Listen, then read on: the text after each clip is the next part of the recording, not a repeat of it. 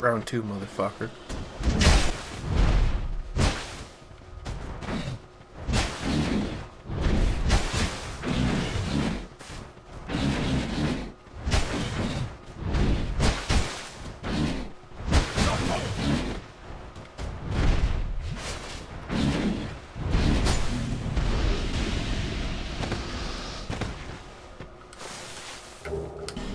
Alright.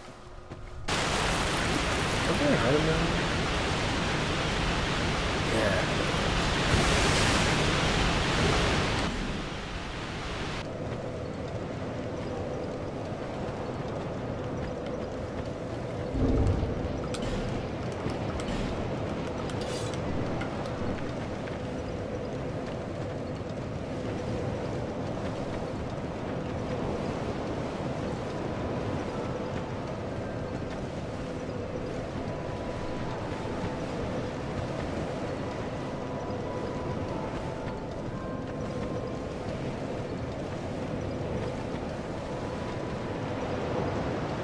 I don't think she has a vagina.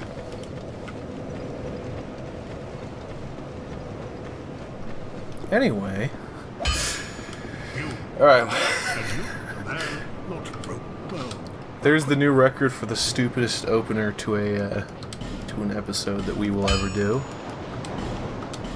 It'd certainly be hard to top that. Yeah, we'll see. We'll have to see what kind of mood Nick is in when he wakes from his eternal slumber. Maybe he'll finally be horny. I want to get that Falconer set. It's good stuff.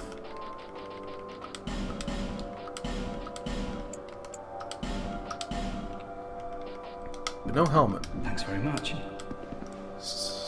Because we need to see Spagnolio's beautiful face at all times.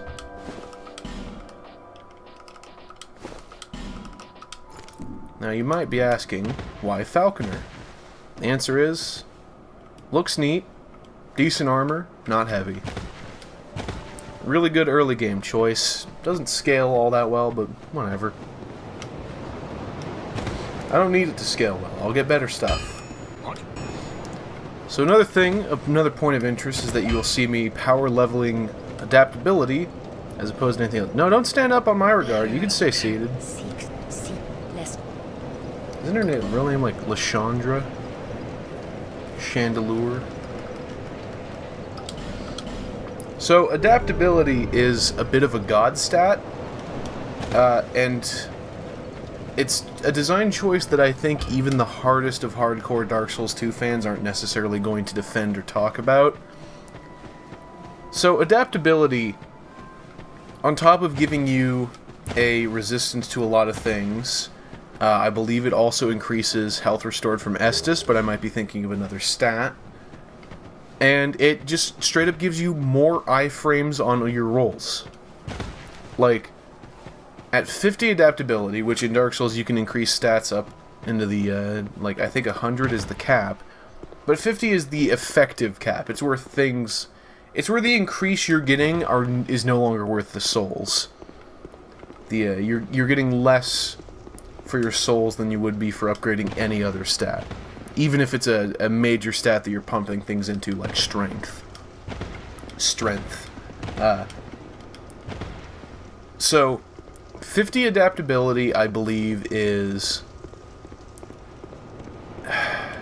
And my math is going to be almost certainly wrong here, because Dark Souls 2 is not a game I know as well as Dark Souls 1. But I believe the number is, at 50 adaptability... Help me! Your fat roll has the same number of iframes as the light roll in Dark Souls 1, which is to say, a lot. So it's, as I said, a bit of a god stat. I will put the actual number for what it is. I'm sure I'm off. But yeah, adaptability is a complete and utter god stat, and you're actively detrimented for not taking points in it. And you could, yeah, there's absolutely, like, all the other stats are still worth leveling up. It's not that the other stats are bad, it's that adaptability is that good. If you look at, the map in this game as opposed to Dark Souls 1. Dark Souls 1 is a very well thought out, interconnected world, and Dark Souls 2 has some weird sequences where the map laps in on itself, the map just makes no sense. Like, probably the most egregious example in my mind is you enter a tunnel that goes straight, and when you enter it, the big castle is on your right, and when you exit it, the big castle is on your left. So, yeah. Or it might be the reverse of that. It might be it's like forward and to your left, and then you go straight, and it's forward and to your right. The Dark Souls 2 map is not all that well thought out comparatively. It also isn't that interconnective, and that's one of the reasons why they give you warp from the start in this game. Which is a choice some people like, and ultimately it's up to you whether or not you think warp from the start is a good idea. They did it in Dark Souls 3, and plenty of people like that game. Okay. I'm a fan of the way Dark Souls 1 does it with you acquiring warp at a point in the game where not having it would mean a lot of pointless walking back and forth. But you don't have it before then. Warp effectively is like a reward. The only thing is that even with that in mind, the warp in Dark Souls 1 is still just not properly functional. Half of the bonfires don't have it. It's stupid. I really wish it's one of many things that it would have been really nice. Oh, good voice crack. Can you tell I'm getting over being sick? That's one of many features that it would have been really nice to see actually improved in the remaster, and one of many features that just weren't improved in the remaster. $20, please. We fixed basically nothing. $20. An invasion? No, that's a platform, not even.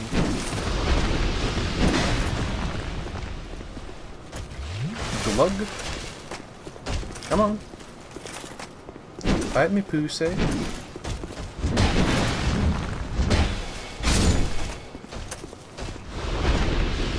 Having a mace is pretty good for this early game, because you...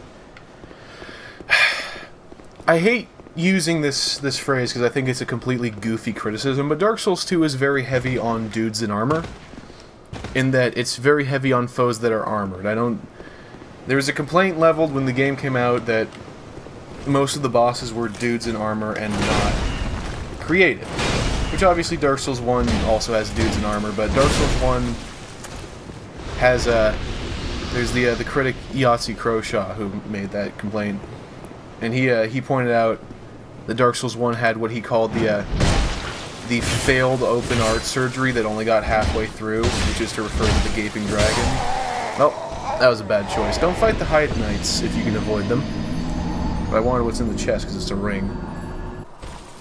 Dark Souls 1 certainly had some creative, weird bosses, which gave some blending to the world being a strange foreign thing, and you fight a lot of humanoids in this game. Even the more abstract and odd bosses in this game, such as the Last Giant, Dark Lurker, Smelter Demon, Sirlon, Fume Knight, they're all very much upright humanoid dudes in armor. At least Dark Lurker isn't, but Dark Lurker is also a terrible boss fight. Yeah, go ahead. Tweet at me. Tell me how I'm wrong about Dark Lurker, and it's because I'm bad at the game. I'm ready for it. I invite it. Fuck Dark Lurker and fuck you. But yeah, there are very few monster bosses comparatively in this game, and the ones that there are very underwhelming. Cough Royal Rat Vanguard, cough whatever that stupid Plague Hound is that's a reskin of Sith, but without the sword, and he has like 3 poison boys around him. What a fucking awful fight that one is. This has some of the biggest jokes of boss fights in the series, certainly. What with Covetous Demon, Royal Rat Authority / Vanguard, Prowling Magus and Congregation, In fact, if you want to just go over some of the bad design choices made in this, the sweet boy Matthew Matosis has a real good video on this game. And unlike his Dark Souls one, this one doesn't involve several unedited minutes of Iron Tarkus fighting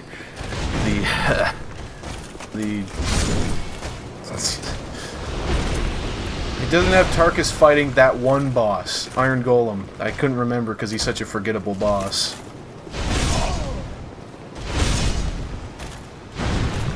Oof, that was cutting it close. Oh my god. That guy hits for a lot more than I remember.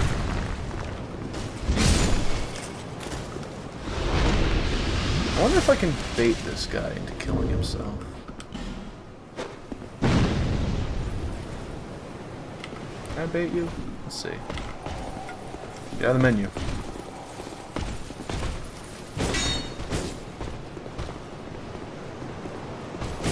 Good. Oof. I like how these boys move around in these weird, exaggerated ways as if to suggest they're blind. It makes for slightly shitty fights, though, because they jerk around randomly sometimes.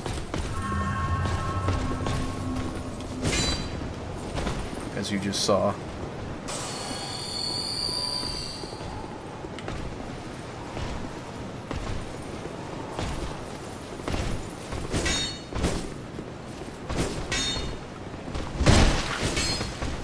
They also have some pretty good poise.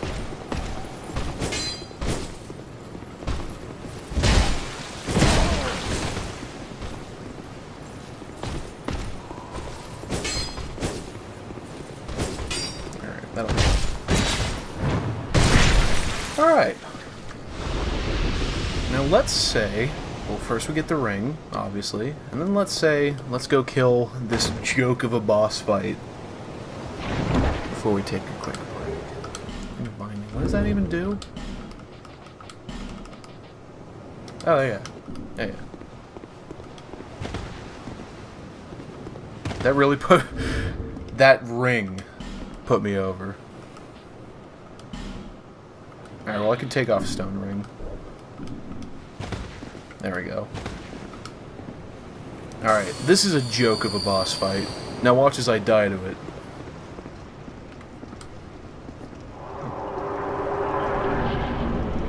Come on, let's get the quick kill. I don't actually know how to get the quick kill. So here's my 100% effective strategy. Fucking circle strafe him. Oh! Not fast enough that time. No, don't pull a Dragon Rider.